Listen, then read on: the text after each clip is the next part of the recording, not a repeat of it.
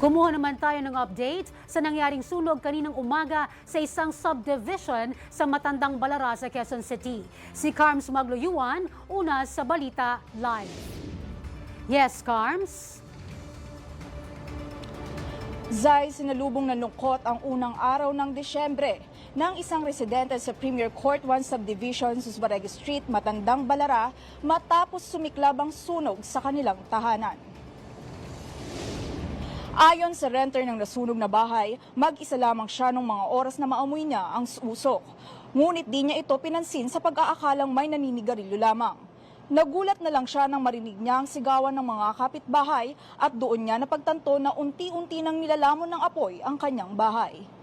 Patuloy naman ang inspeksyon at investigasyon ng Bureau of Fire Protection sa pinagmulan ng sunog.